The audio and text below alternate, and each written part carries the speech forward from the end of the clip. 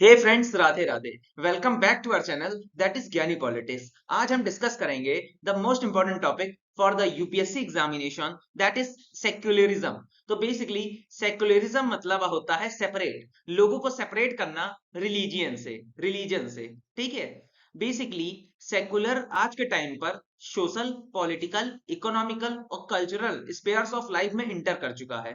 यहां तक ये basically dislocation of state from the religion and full freedom of all religion. यहां तक सेक्युलरिज्म की वजह से जो राष्ट्र है, उस जो स्टेट है, उनको रिलीजियस के बेसिस पे बांटा जा चुका है। और फ्रीडम, और ये कहता है कि हर रिलीजन को पूरा फ्रीडम होना चाहिए और किसी भी रिलीजन के अंदर टॉलरेंस नहीं होना चाहिए। इसके बाद आता है क्या सेक्युलरिज्म है regarding the history of India. ठीक है। तो हिस्ट्री ऑफ इंडिया हमको किस प्रकार का सेक्युलरिज्म देती है, उससे रिगार्डिंग हम डिस्कस करने जा रहे हैं। तो first of all, secular traditional are very deep rooted. तो बेसिकली इंडियन हिस्ट्री में बहुत पुराने से सेकुलर ट्रेडिशन चल रहा है। Indian culture is based on blending of various spiritual and social movement. Indian culture में बहुत सारे धार्मिक ट्रेडिशन देखे गए हैं, धार्मिक रीति रिवाज देखे गए हैं और बहुत सारे सामाजिक मूवमेंट्स देखे गए हैं।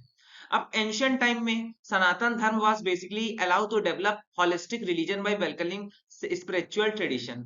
तो बेसिकली पहले के टाइम पे सनातनी धर्म बेसिकली हिंदुइज्म वेलकम करते थे सारे लोगों को जो भी इस धर्म को अपनाना चाहता है, और basically trying to integrate into a common stream, और ये सब इनको कंबाइन करके एक एक लौते लक्ष्य के लिए प्रोत्साहित करते थे। अब इसी में थर्ड पैरा है the development of Vedas and various interpretation of Upanishad and Puranas highlighted the polarity of Hinduism. अब जैसे जैसे चार प्रकार के वेद डिस्कवर हुए, लाइक ब्राह्मण, क्षत्रिय, वैश्य, शूद्र, और बहुत से प्रकार के उपनिषद और पुराणास हुए जिसमें सेकुलरिज्म के बारे में बहुत डेप्थ में जानकारी दी। इस प्रकार से हिंदुइज्म भी बट गया। तो दोस्तों अब हम डिस्कस करेंगे how the secularism has arise from the history of India. तो बेसिकली अकबर के टाइम पे सेक्युलरिज्म नाम मात्र का था। तो बेसिकली उनके राज्य में जो ऑफिशियल्स वर्क करते थे, जो मिनिस्टर्स थे, उसमें हिंदू मिनिस्टर्स भी थे।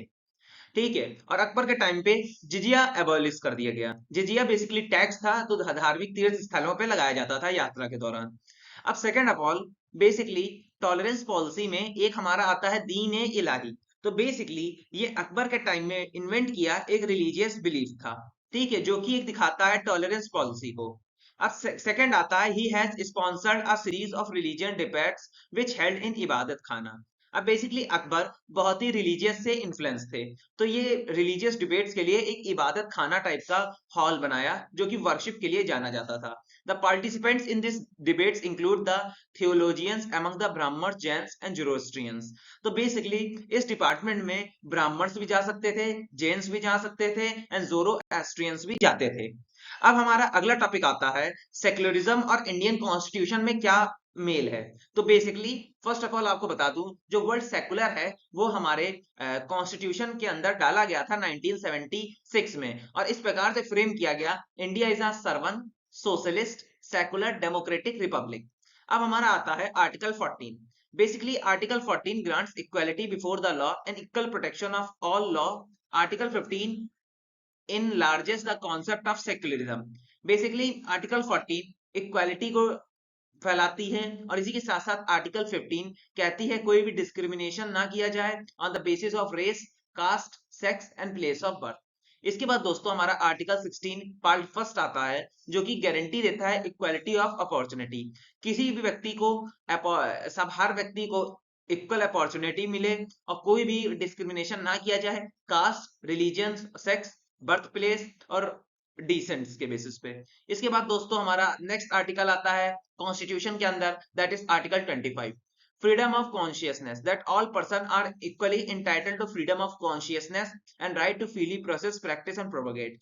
तो बेसिकली आर्टिकल 25 को कहते हैं हम फ्रीडम ऑफ कॉन्शियसनेस। ये बेसिकली पावर देता है सिटीजन्स को कि वो कोई भी रिलीजन फ्रीली प्रैक्टिस कर सकते हैं, उसमें मर्ज हो सकते हैं और अपना रिलीजन त्याग सकते हैं। नेक्स्ट आता है हमारा आर्टिकल 26। एवरी रिलीजियस ग्रुप और individual has a right to stabilize and maintain institution.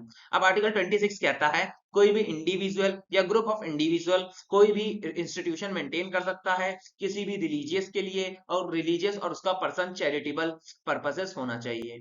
Article 27 कहता है the state shall not compel any citizen to pay taxes. अब बेसिकली आर्टिकल 27 प्रोहिबिट करता है कि कोई भी व्यक्ति पे नहीं करेगा taxes for maintenance and promotion of the religious institution. Article 28 allow the educational institution maintain different religious groups to impart religious instruction. Article 28 कहता है कि कोई एजुकेशनल इंस्टीट्यूशंस में भी किसी भी पर्टिकुलर रिलीजियस के प्रति पढ़ाई हो सकती है। अब दोस्तों हमारा नेक्स्ट आता है India and western modern of secularism.